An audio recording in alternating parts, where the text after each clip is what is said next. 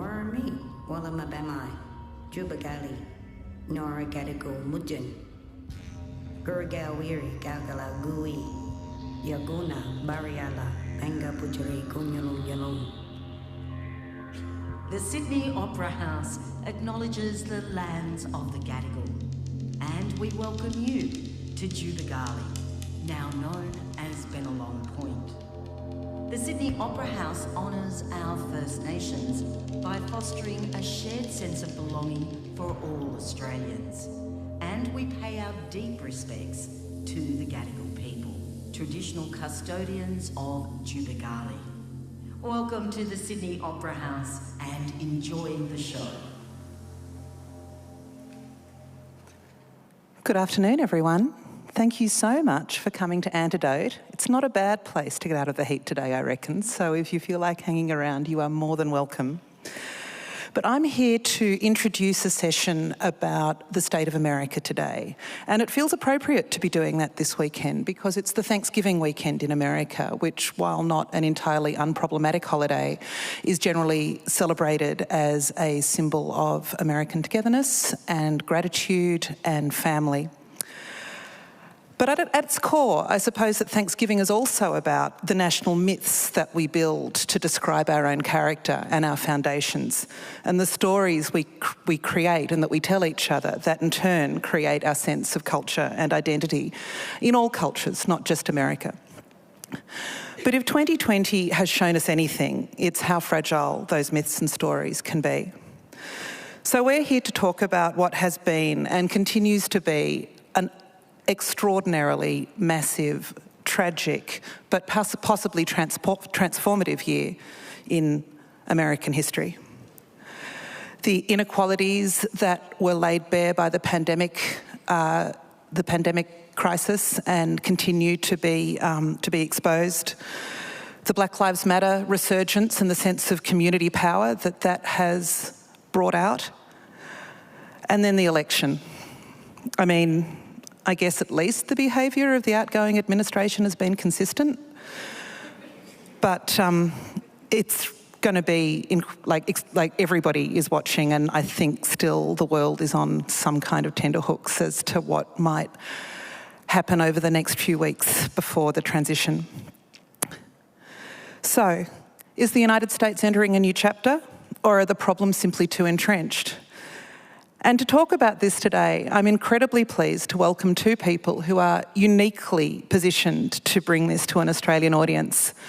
First up, Jill Lepore is joining us from her cabin in the remote Vermont, where she's holidaying with her family and 4 Great Danes, who you may or may not be able to hear in the background. But Jill is an historian at Harvard University. She's a staff writer at the New Yorker magazine, and she's the author of many books, including These Truths, A History of the United States, and This America, The Case for the Nation. And she is being interviewed today, or the discussion today is being led by Damien Cave, who is the bureau chief here in Sydney of the New York Times Australian Bureau, which is based in Bondi. And although technically American still, I think that we're doing our best here to turn Damien into an Australian and to claim him as our own. His children are in nippers. I don't know if you can see from the audience, but he is wearing R.M. Williams boots. So he is practically one of us. So I'm going to hand over to Damien now, but if you could give Damien and Jill a hugely warm welcome and enjoy the session. Thank you. Thank you very much, Edwina. Thank you, all of you, for coming, and those who are watching at home. This is, I'm sure, a larger audience than any of you can possibly see altogether. Just to give you a sense of how this will go, Jill and I will chat for about 40 minutes, and then we'll take questions from the online audience and the, I guess, studio or theater audience. And you'll have an app, Slido, which will help you ask those questions, and you can also vote the questions up and down. If you're tweeting about this, the hashtag is Antidote. And I'm really looking forward to talking to Jill, whose work, like many of you, I'm sure, I've admired for a long time. And the hope here is that we can add some context and some insight to what's been a complicated moment in American history, to say the least. Jill, as Edwina sort of started laying the groundwork for this is a moment in American history where, there are 1.1 million Americans who just in the past week alone were tested positive for the coronavirus. 12 million Americans are unemployed. We have a president who, despite losing by about 6 million votes, has not yet conceded. I wonder what you think the world should take away from this extraordinary year in American history. What does 2020 tell us and tell the world about America?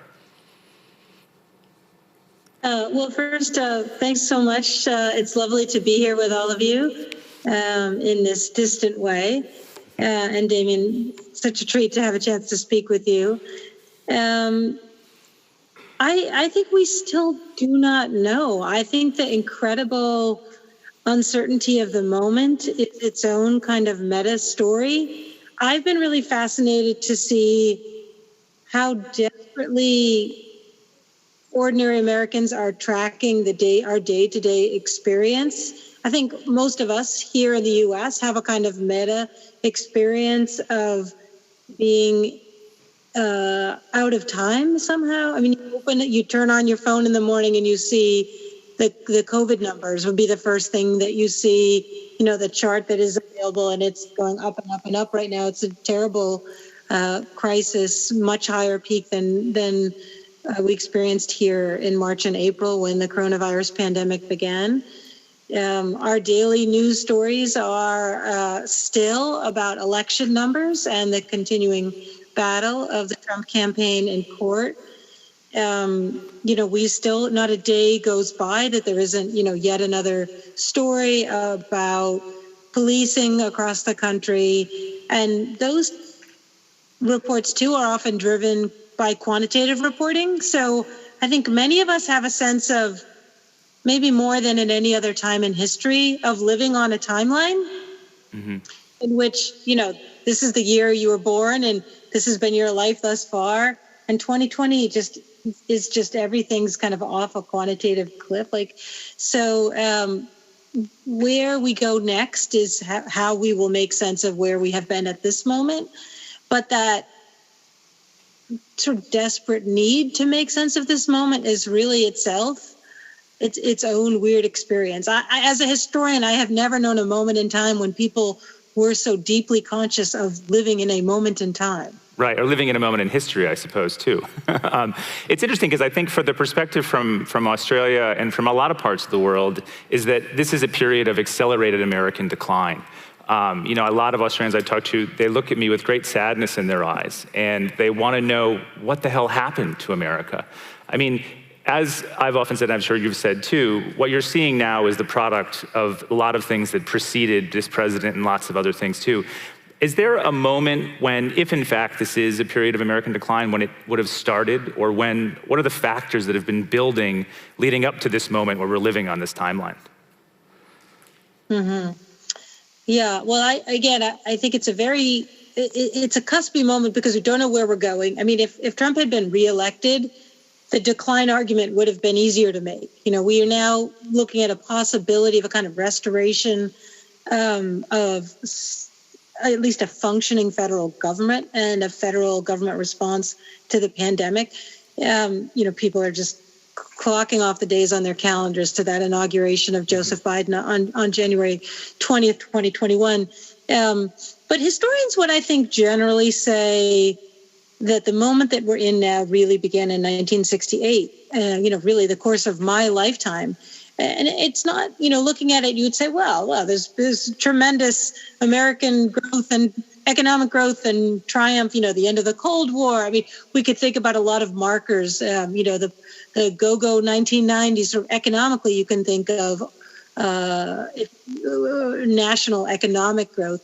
But 1968, between 1968 and 1972, marks the beginning of political polarization in the U.S., which had been extremely low from about 1945 to 68 or 1970. Extremely low political polarization. We have a two-party system. The parties were almost indistinguishable for most of that period. And the political distance between the extremes of the party was a small distance.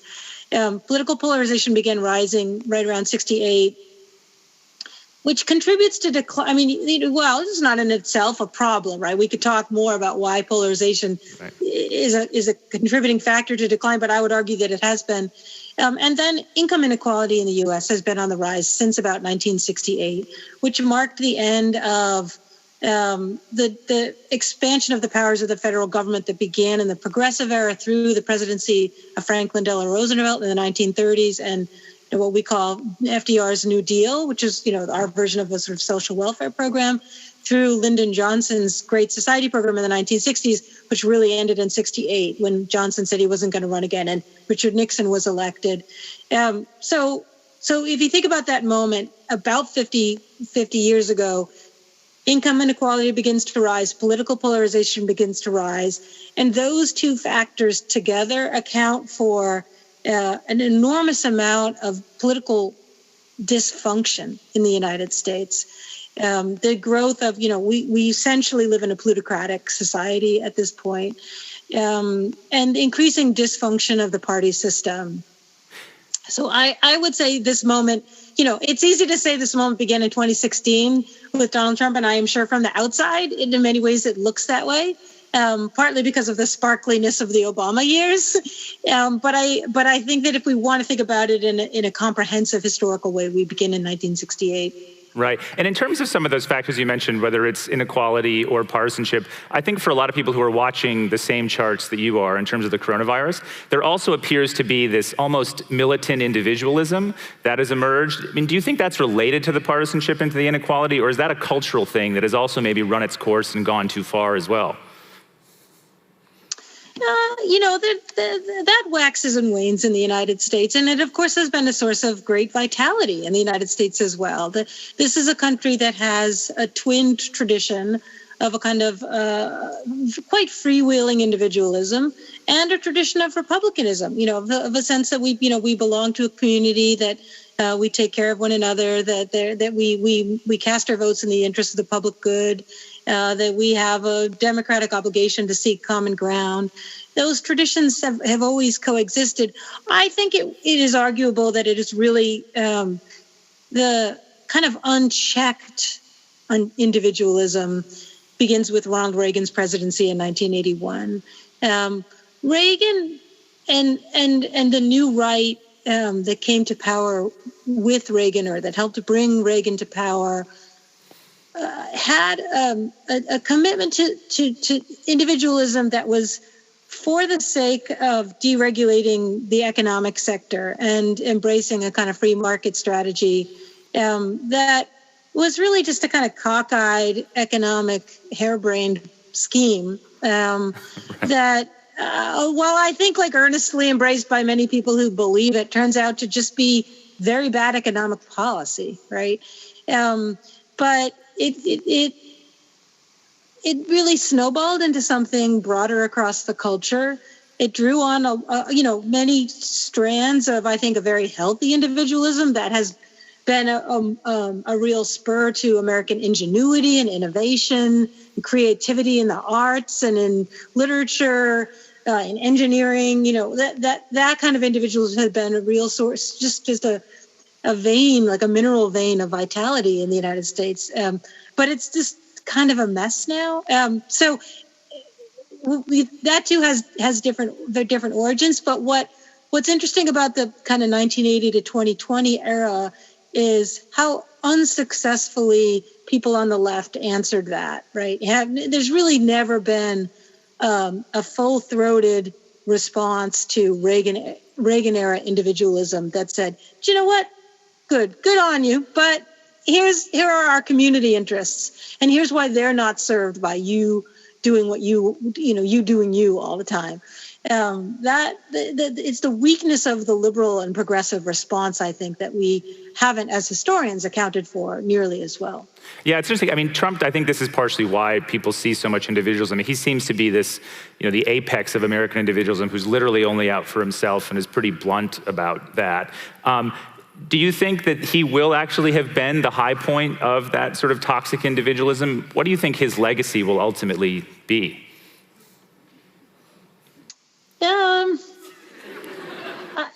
I think if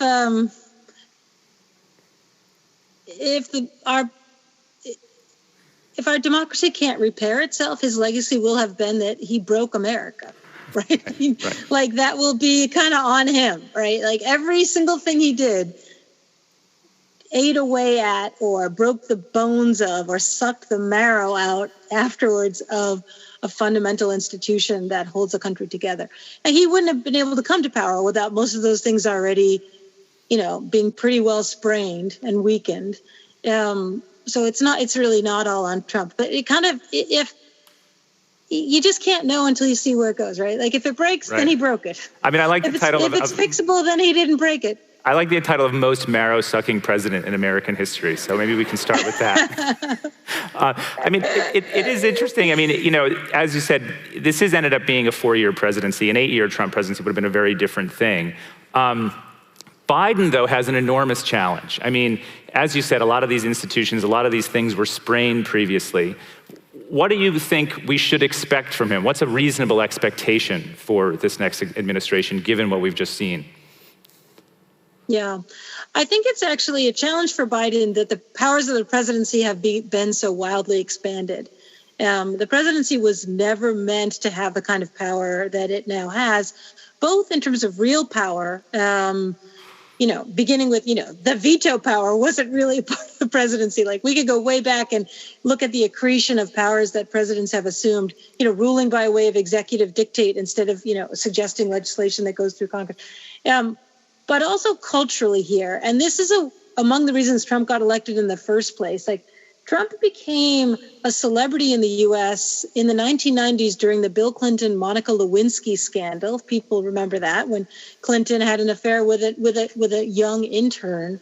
Trump was just known as a playboy who was kind of a sex fiend and was amusing because he was such a clown. And he started going on cable news commenting on Bill Clinton's extramarital affair. The 90s was both an era of tremendous fascination with the lifestyles of the rich and famous, but also with the presidents as rich and famous people, and partly because Reagan's big autobiography came out in that era, and it's called An American Life, but it was like a publishing phenomenon. Somehow the presidency culturally here is just like a much bigger deal than it ever was before, right? Like, so people think of like, well, what did Obama accomplish? I don't know. What did Congress fail to accomplish? Like the problem with the Obama presidency was that Congress wouldn't do anything.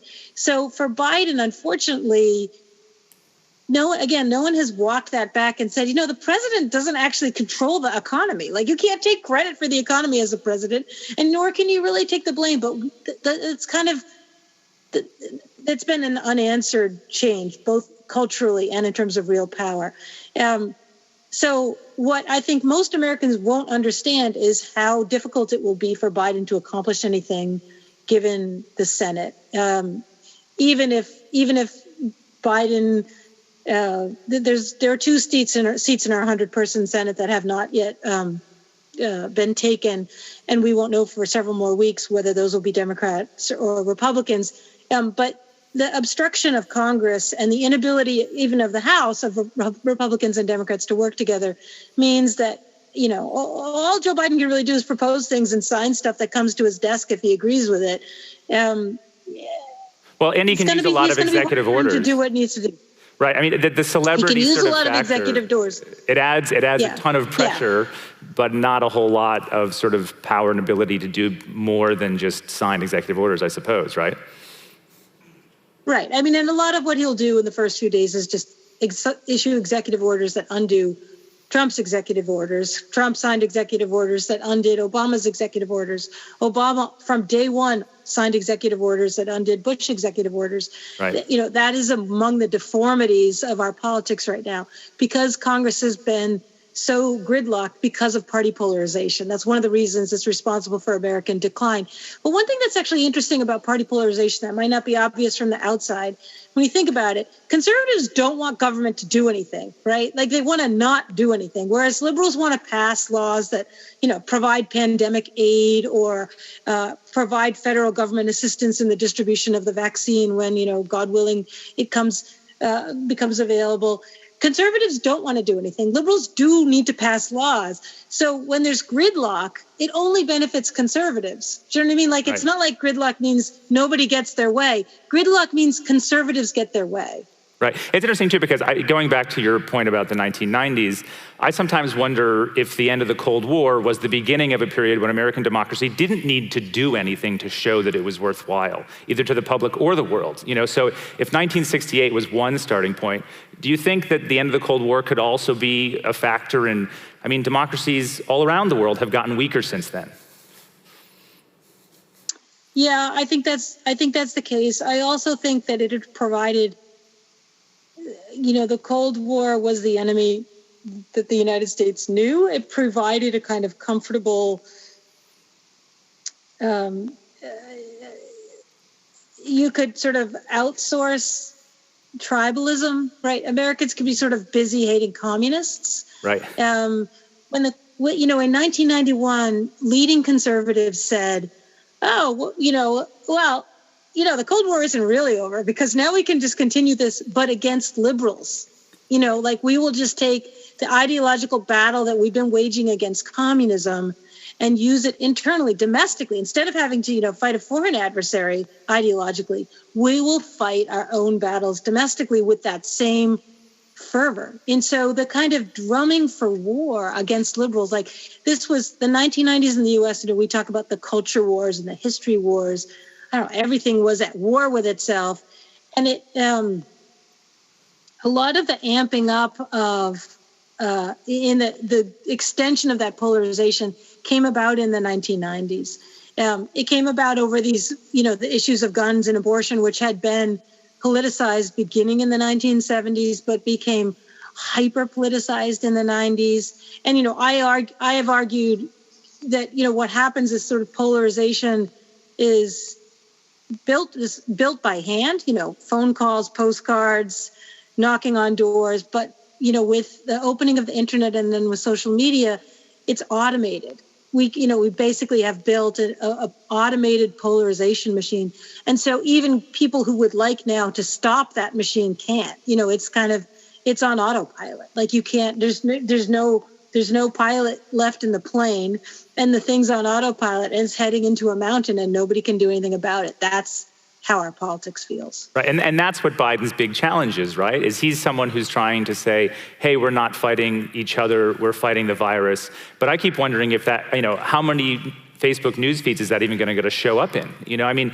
how do you get back from that cycle of polarization? And are there any models from history that we might be able to look to for examples? Yeah, I mean, it's a very tough challenge. I think that, I'm not the hugest Biden fan, but I think he's been incredibly disciplined about not taking the bait, even with the just rank insanity, just truly crazy, just, I'm wondering which example you're thinking crazy. of. I'm just thinking of the contesting of the election, right. And the tweeting, and just Biden is just like, you know what, I'm putting together my cabinet. Right. Like, thanks for electing me, America. Let's build a new country. He's been really disciplined about that. And I think his whole team has been disciplined about that, which I think is a good sign. But how you undo it when you have Congress that is utterly incapable of acting and is likely to be incapable of acting under the new administration. And then you have this automated social media environment where, what do you do to undo that is not clear. I mean, I think there's some clever people could think about some interesting ways of undoing some of that.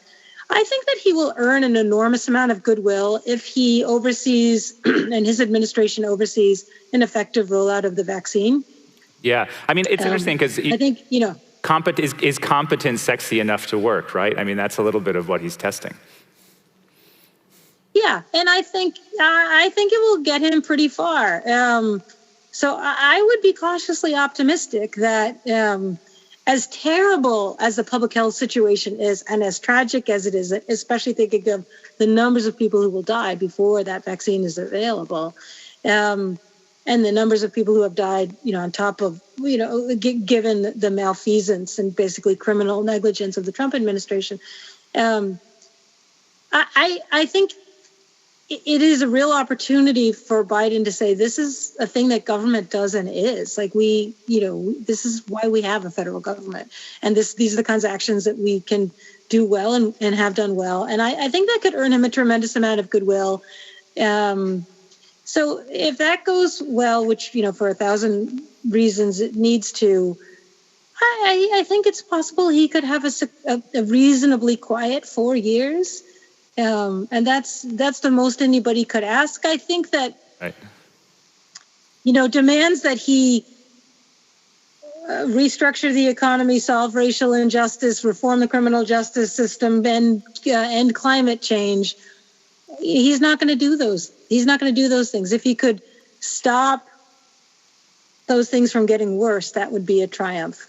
Right. I mean, I wonder, so that's sort of at the top-down presidential level.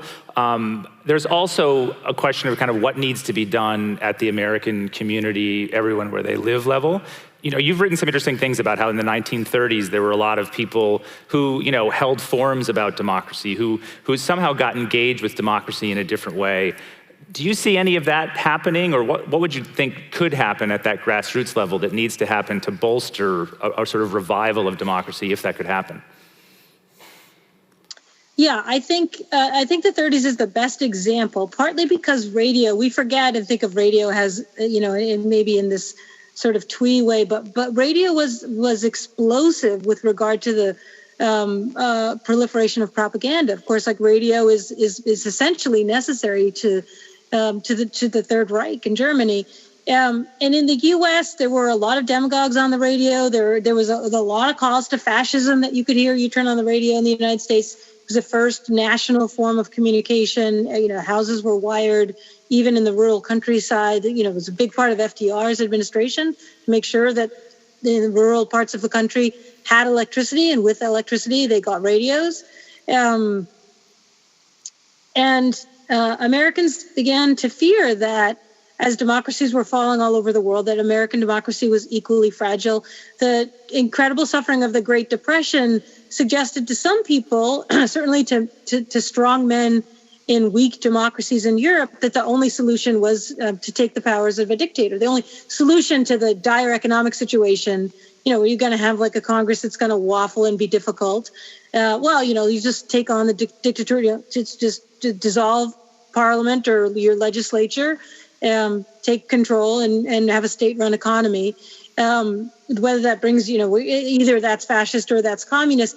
And FDR's big struggle when he took office on March 4th, 1933, was to halt the suffering without destroying democracy, right? Like to undertake strong economic policies for recovery and relief without recourse to bypassing Congress. And he used the radio to do that. I mean, he spoke directly to the American people and said, look, I got to propose these things and they're going to be crazy. Like, first of all, I got to close all the banks tomorrow. Like, so don't worry, because I'm going to open them back up, and we got to close. Like, he had this way of using radio effectively in that way.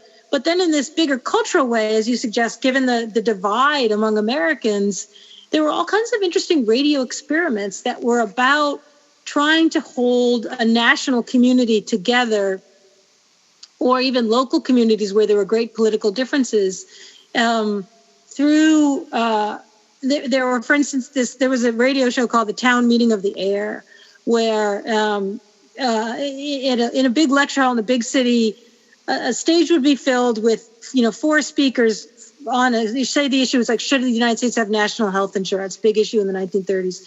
They'd put it on stage like someone who said yes, someone who said, a communist who, just objected to the whole idea of American capitalism, a fascist who had some other view, and they would have a big debate. And Americans would gather in organized ways, like in their schools or at work, and listen to those debates and then continue them afterward. So the whole idea of listening to the radio debate was to hear a range of views and then continue that work of deliberation. So there were non-radio versions of these public forums as well. And I think what it was really useful for was reminding people, because it's easy to forget in a democracy, that democracy consists of, representation. You elect people to represent your interests, participation, which is the work of basically doing that electing, and deliberation, right? And the deliberation is the thing we forget about. You don't just go vote for somebody to represent. You actually are supposed to deliberate with your neighbors, with your coworkers, with parents on the playground. You're supposed to have reasoned conversations and political arguments with people. That's part of your obligation as a citizen in a democracy. And the forum for doing that in the 30s seemed to have gone away. So people artificially created it. Well, one thing they did was use local schools at night. So, we got all these school buildings. Towns would say, we've got all these school buildings. We only use them during the day. At night, let's have political deliberations. We'll have these little conventions. And they would hold conventions about, should the Supreme Court have more power? How, just to have them. Like, there was no decision to be made. There was no ballot measure. There's no vote, just to say, we probably disagree about these things. Let's hear each other out. And, and radio was a place to do that too. But now we have our only forum, certainly in the pandemic, for most of those things. I mean, a lot of people in that room are, you guys can deliberate after I've gone. But we can't do that here. We cannot gather. And so the only gathering for deliberation is online. And it's, that's where the marrow is being sucked out of everybody's bones. Right. Now, and that's the thing I wonder about too, but I was also wondering as I was reading about the 30s is, how did they get past deliberation to some kind of reconciliation? Maybe it was those face-to-face meetings. I mean, that's what the WPA and a lot of the other things that were built in the 30s, it was about that human interaction. So I wonder if when the pandemic goes away, if there are vaccines, if Americans are going to crave that kind of personal one-on-one deliberation, or they're going to be so divided that they can barely even look each other in the face. I don't know, I'm sure you don't have it, that's not an easy question, but where do you think things are heading? Do you sense a desire for connection across these divides and personal connection? Or does it just feel like everyone is angrier than ever and separate forever? I absolutely sense the deep human craving, physical need for contact and, human companionship, that people are just profoundly lonely. Like, you watch TV, like even just I was logging into this and seeing people sitting in a room together, like it's like shocking to see. You watch TV at night and people are in a restaurant and you're like, oh no, they're sitting too close together. They don't have masks. Like everybody's just like terrified. Like it's just terrified. Like you can't, it's scary. It's very scary here. So yes, the desperate human interest in being in a crowd is really very profound. But yeah, but the second part of that is people are just furious at one another. So, yes, I want to see people, but only the people I already agree with it, like that. I think there is a lot of that. There's a lot of, there are very open-hearted, good-willed people who will say, I really want to figure out how to understand people that I disagree with.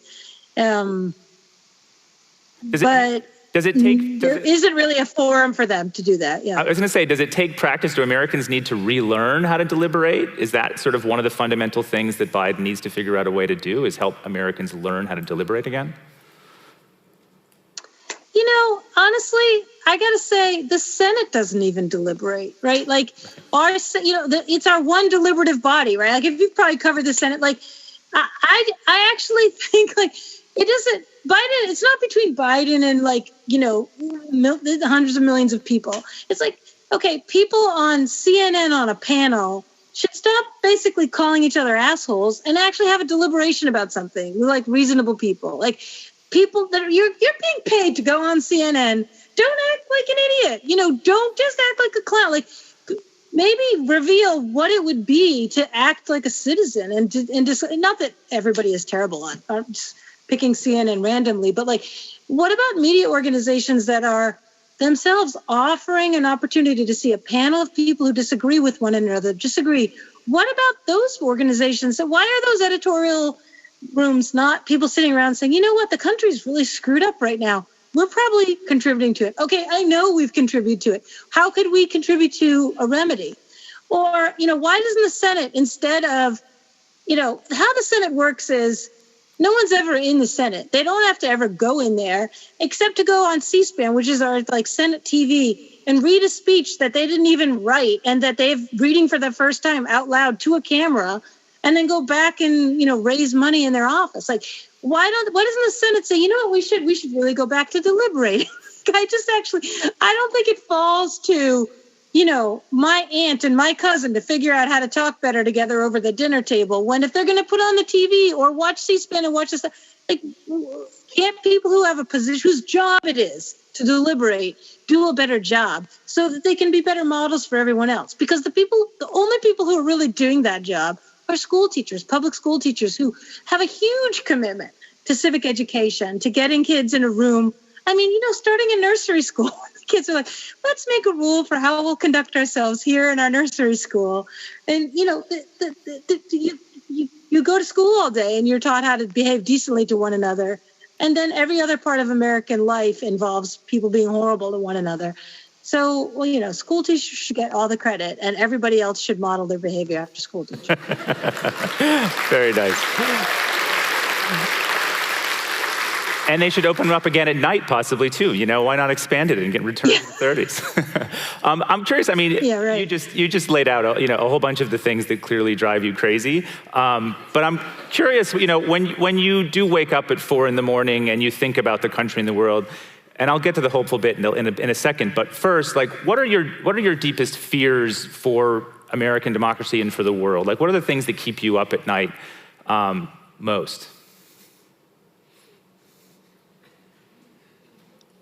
Well, I think it's maybe a little bit different for the world, but I am kept up a lot at night by, in the United States, our failure to regulate or think critically about social media. There is not an upside. There's not an upside. It has destroyed lives. It has destroyed communities, political communities, cultural communities. It has destroyed entire industries, newspapers, local television stations. It has demeaned public discourse. Like, that we have stood idly by for that drives me crazy. That said, we stood idly by while fossil fuels companies have hired advertising agencies to tell us bogus, crazy lies for a half century now, and we should drive our cars and buy what we're going to buy, the stuff we're going to buy. So, that stuff keeps me up a lot. Yeah. It's interesting that you mentioned social media. Is there an element of that you think government could solve, or, Is there anything from the past? I mean, I can't think I used to cover technology, and I can't think of a historical analogy to what's happening now myself, but is there anything, I don't know, what would you do? Yeah, well, I mean, Facebook should be dismantled. I mean, for one thing, like just as an antitrust issue, so should Google, so should Amazon. I think that, there's the issue in the U.S. with regard to our telecommunications laws, that social media companies are not considered publishers, so they're not liable for what they publish. And yet they have destroyed publishers all over the country. They act as a publisher. And they've monopolized the publishing industry, right? So, these companies should be dismantled. And if there were many more platforms, and if they, acted in certain ways, they had to follow a different code of rules. I don't have it's not my area of expertise. Like, I'm not a master of the ethics of business reform. Just as a citizen, the malign consequences of having been willfully taken advantage of by an entire sector of the economy.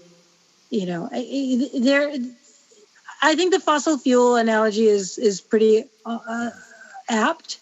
The deviousness of those companies is like the idea that somehow, because Mark Zuckerberg looks like a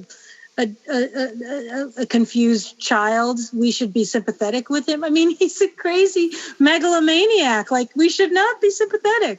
Right. And I'm sure he'll see this message, so I'm sure he'll appreciate that. But it's interesting, though, that you bring up the big companies, because there is a history of trust busting in the United States. There have been moments when the United States said, okay, this is capitalism run amok, it's too much, we can fix this. Does that give you any hope that this is something that the United States has been able to do before, something we could do again? Yeah, I mean, for people that, aren't familiar with that story, that piece of American history, the progressive era, about a century ago, a little more than a century ago, brought together our two major political parties, the Democrats and Republicans, around a series of progressive era reforms that included trust busting, but not only trust busting, and was responsible for providing a remedy for the wild income inequality of the 1890s and the beginning of the 20th century. We have now gone back to that level of income inequality. So we've recreated the conditions that the progressive era solved for. So, it was an extraordinary era of reform. It had its own problems. What's different about the progressive era from our moment, and our liberals in the U.S. call themselves progressives in some sense in homage to that moment, but our progressives are not a bipartisan group, right? They're people in the Democratic Party. And the other thing that's different is that the progressive movement in the United States emerged out of a populist movement and just basically took its agenda. So, starting in the 1860s, 1870s, farmers and wage workers, factory workers joined together to create what became the People's Party. They were fighting for a progressive federal income tax. They were fighting for trust busting. They were fighting to end, corporate personhood, treating corporations legally as persons. They were fighting for women's suffrage. They were fighting for labor reform. And, they were much demeaned by elites. They're poor farmers and poor workers. But elites also agreed with all of their policy proposals and made them their own. And so transformed American politics and the American economy. So 19th century populism in the U.S. was populism of the left, as it was in much of the world. That's where socialism comes from, right? But populism in the United States and around the world now comes from the right. So it's not providing ammunition and energy for progressive reform. It's going in the other direction from progressive reform. That's why I'm less convinced that we'll get there right now. Gotcha. Okay, that's helpful. A little bit more pessimism. I'm going to get to hope in a second. But just to remind you all, it's time to throw in some more questions. I've got a bunch of really good ones that we'll ask Jill in just a second that have come through. But if you have a question, now's the time to ask. The last thing that I wanted to ask you before we go to questions, Jill, is, the opposite of what keeps you up at night. What are the things as you look at the United States that gives you hope, that gives you a sense that, okay, hey, there's a way and there's a path forward and we're gonna get out of this? What are the things that make you smile as opposed to keep you up at night?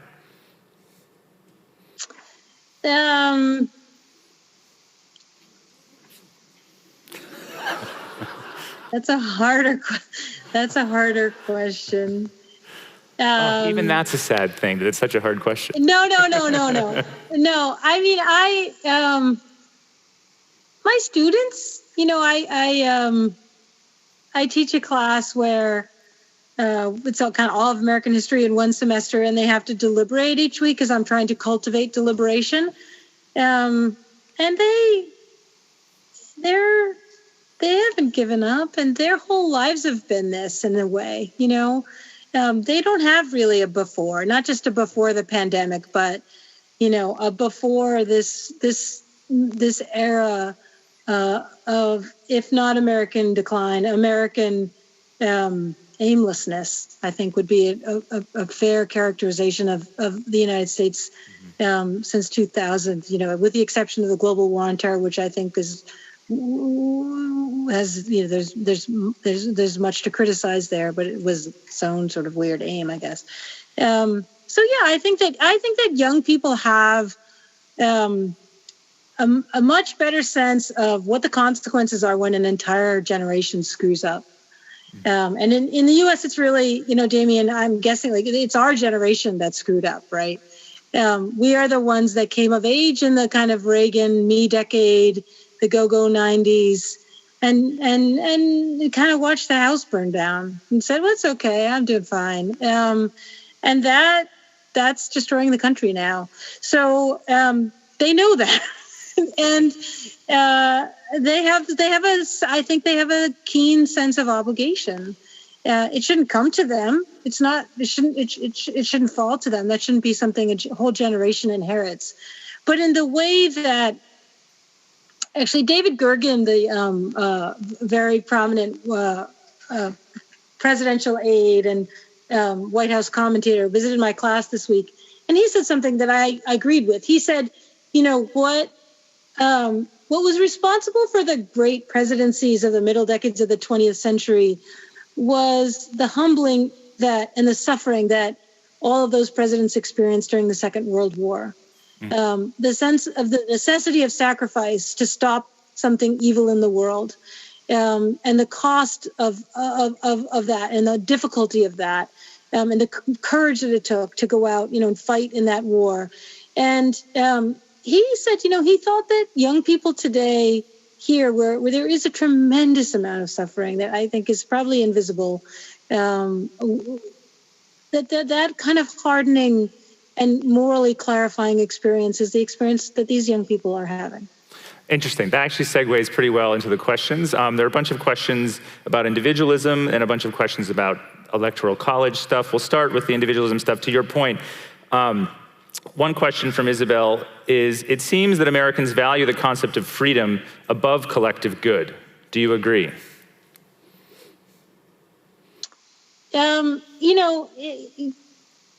I think some Americans do. I suspect that you would see, if you did a public opinion survey and you asked fairly coded questions, you would find that is essentially a partisan divide. I don't think, I think that's how Americans think of themselves, right? That on the right, that people value freedom, and therefore I will not wear a mask because I'm free to choose. And that on the left, people say, well, but I believe in the public good, and that's why I'm wearing a mask. On the other hand, I'm fairly cynical about that. I think both sides are very proud of those labels. People on the right would be very proud to say they believe in freedom. People on the left, very proud to say they believe in the common good. And I think they're kind of both lying. Do you know what I mean? I think, right. I think it's a label that is more satisfying than true. And at the end of the day, look at 1,000 things about those people's lives. And of course, they both value the common good and and freedom. It's really the marketing of that idea to people that you should, here's a way you should sort yourself. You believe in freedom because you're red, you live in a red state, and you should know you believe in the common good because you live in a blue state. And also, here's what you must think about guns, and here's what you must think about abortion. Here's what you must think about the Supreme Court, and here's what you must think. And it's really as much about micro-targeted political advertising as a genuine political sentiment, in my view. Yeah, I mean, it's interesting because I wonder too if it's just that the framing is slightly off. It's not just which one do you value more, but which one do you live out in your life? And to your point, maybe Americans, our generation and others included, haven't done enough for the collective good and action, right? Not just in thought and argument. Moving on from there, another question is about how to sort of come back from that and why the left in particular has not done a good job of countering some of this partisanship. Why has an apparently more cohesive left failed so fundamentally to compete with a coalition of Tea Party nationalism, neocon Christians, and the moderate right? And related to that is another question about, well, isn't this just all about overlooking the 70 million Americans who voted for Trump? So what's the left gotten wrong in contrast with that clear, obvious support for Trump? Yeah. What the left got wrong, and I think continues to get wrong, is a lot. I thought when Hillary Clinton lost to Trump in 2016, in my naive way, I thought it was just because she's a terrible candidate. I thought she was a terrible candidate. I wish she didn't get the nomination. I thought she was a terrible campaigner. She's one of the most hated politicians in American life. Like, why the Democratic Party thought, to put her forward, I just drove me bonkers. And she didn't campaign in places that she lost. So, but Biden, while he did much better, didn't do as well as you'd think if that was the case, right? If the problem against Trump in 2016 was just Hillary Clinton, then Biden would have done much better than he did, although he did extremely well. I think that the left, most of the things that the right accuses the left of have a fair amount of truth to it, right? The incredible elitism of the left, the failure to see the lives of rural Americans at all, like to even notice them, to be there, to live there, to think about that kind of suffering, the fairly significant contempt for fellow Americans, the journalistic expose, Damien, in your field, that where reporters would fly out somewhere, rent a car, and drive out. It's a form of journalism that has its own. It's called a Trump safari, right? Like where you just these horrible stories where reporters would go out looking for some. Hey, did you vote for Trump? Why? Who the hell are you? And what crazy thing do you think? Like, I mean, it's horrible. And I think that I can think of instances where I felt like I was doing that, and so I think there's a lot of blame to go around about that, and that the kind of geographical sorting has had real consequences when people in the press and in the academy have lives that have grown distant from those places. So I think there's a real critique, and I think I myself have been really frustrated that the parts of the left that I think were responsible for what happened in 2016 haven't really learned that lesson. And I don't think they certainly haven't learned it through the results of the 2020 election. So I think there's actually a lot of moral reckoning that needed to happen on the left that still hasn't happened, right? Instead, the left is much more comfortable saying, just don't understand the Trump voter. I just don't understand that. I go, well, why? Why don't you understand that? Like what? That has to happen. It seems, it's interesting that you brought up the geographical sorting. Some of the other questions are related to the Electoral College too, because, on one hand, we've talked about social media as a factor that separates and divides, but the way the electoral system works, in addition to the geographical sorting, which for those who don't know, most Americans are more likely and more likely now than before, to live in districts that are kind of super landslide districts where everyone or the vast majority vote for the same presidential candidate. And this has increased significantly since the 1990s. But what can be done to improve the electoral system is a series of questions. Can 2020 change the US electoral system for the better? Sure, yeah. I mean, there is a kind of omnibus Voting Rights Act package that is more or less on the table.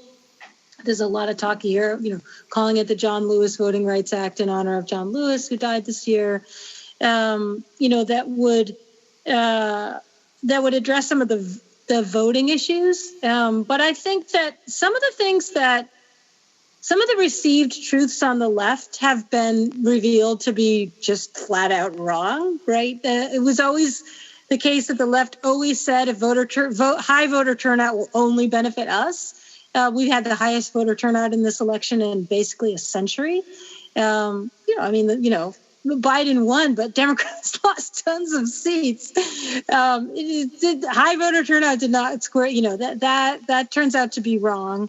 A lot of people who looked at voting reform have wanted to nationalize election laws. Here they run, 50 states and districts in District of Columbia with different voting rules in different places. The ballots look different. The machines used are different. The only thing that really is the same is the election day itself, which was established in 1845. Before that, everybody voted on different days. So. But it's kind of clear with Trump's attempt to interfere with the election that if we had a national system that was run by the federal government, that would have been pretty bad this time around. So I think some of the objectives turn out. I think people learned a lot from this election, and I think my colleague Danielle Allen at Harvard had a piece in the Washington Post this week, and she said, here's an upside of this election. It was a very good civics lesson. A lot of people who didn't understand really how elections work learned a lot about how elections work. Yeah, I mean, I was thinking too about just the election workers themselves. If there are any sort of heroes of this election, it's probably those people at that very local level who spent hours and hours counting and didn't buckle to any pressure, right? I mean, so maybe that's a cause for hope.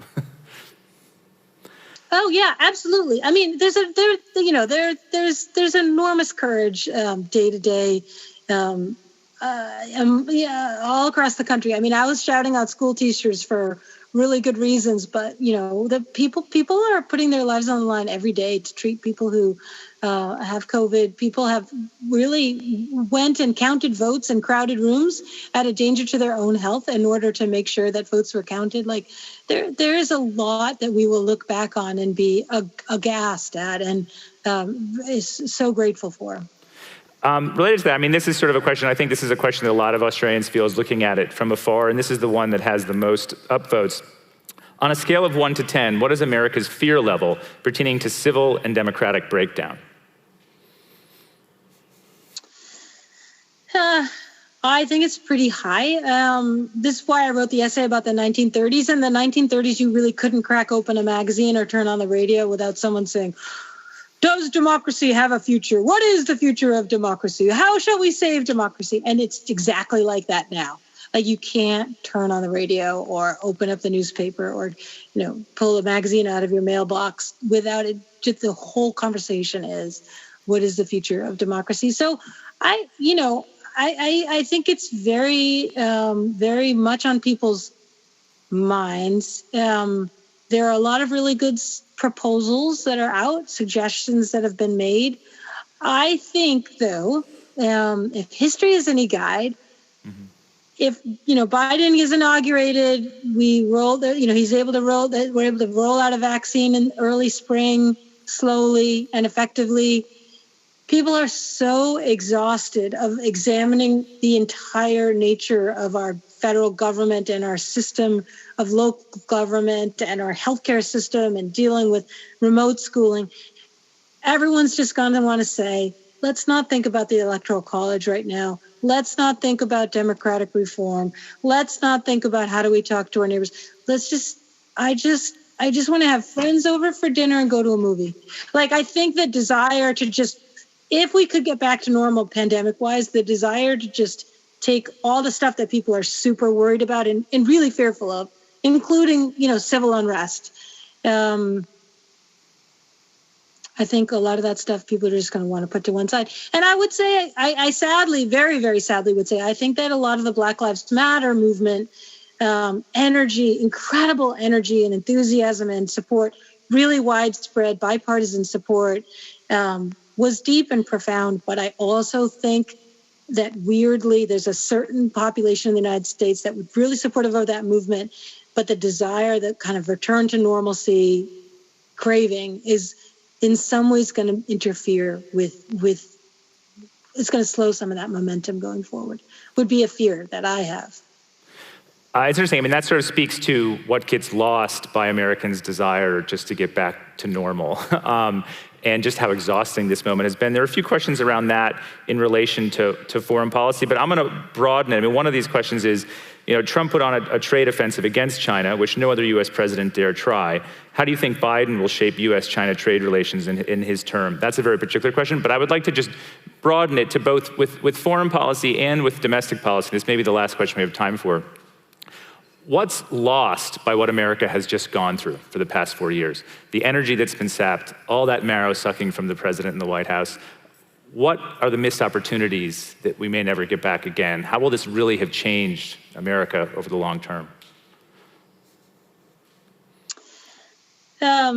Well, I mean, just sort of quickly with regard to China, I think that Biden will have a very different policy, and posture than Obama did, and it, in some ways, will be closer to Trump's, honestly. But I think that there's a the Biden administration talks about a reset, right? They want to take those foreign policy and domestic policy positions not back to 2012 and Obama's second term, but back to 2016 and kind of rethink. But think about where things have gone since then. I do think there's been a tremendous loss. I mean, the loss of life is just incredible, right? And the number of people out of work, people who have lost their homes, it's a tremendous setback for the whole of the country. What will be necessary to go forward is for everyone to sense, even people who haven't lost a loved one or their job or their home, to recognize that it's still a loss for everyone, that it is that we are kind of all in this together. I think the gain is, in some ways, weirdly, the sense that America is not immune, not only not immune, obviously, to this disease, but not immune to the perils of reaction to the rise of essentially a fascist national leader. I think that sense of the fragility of our union, the fragility of our form of government, maybe the shallowness of many Americans' commitment to the ideals on which the nation was founded, can only lead to a very impassioned call for renewal and for rebuilding. Whether that call can be realized and met, I do not know. No one does know. But I think that sense of being chastened by this experience is something that we all share.